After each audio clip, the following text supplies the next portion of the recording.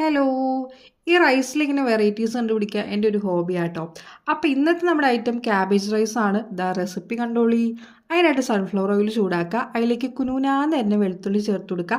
ഒരു സവാള ചെറുതായിട്ട് അരിഞ്ഞത് ചേർത്ത് കൊടുത്ത് നല്ലപോലെ അങ്ങ് വഴറ്റിയെടുക്കുക.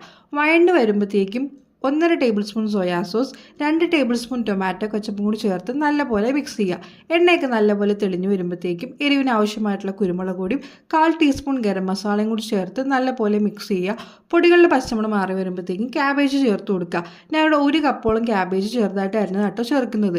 ഇത് നല്ലപോലെ ചേർത്ത് മിക്സ് ചെയ്യുക. ആവശ്യത്തിന് ഉപ്പ് ഇട്ട് ക്യാബേജ് നല്ലപോലെ വഴറ്റിയെടുക്കണം കേട്ടോ. ഇനി ഇത് നല്ലപോലെ വഴണ്ട് വരുമ്പോഴത്തേക്കും ഞാൻ കുറച്ച് മല്ലിയില ചേർത്ത് കൊടുക്കുന്നുണ്ട്. അതേപോലെ തന്നെ കുറച്ച് ഫ്രോസൺ ആയിട്ടുള്ള ക്രീം പീസും കൂടി ചേർത്ത് നല്ലപോലെ മിക്സ് ചെയ്തെടുത്ത് കഴിഞ്ഞാൽ നമ്മുടെ കൂട്ടിവിടെ റെഡിയായി. ഇനി ഇതിലേക്ക് വേവിച്ച് വെച്ചിരിക്കുന്ന ബസ്മതി റൈസും കൂടി ഇട്ട് മിക്സ് ചെയ്തെടുത്ത് കഴിഞ്ഞാൽ ക്യാബേജ് റൈസ് റെഡി. അപ്പോൾ റെസിപ്പീസ് ഇഷ്ടമാണ് എൻ്റെ ചാനൽ ഒന്ന് ഫോളോ ചെയ്യണം. താങ്ക്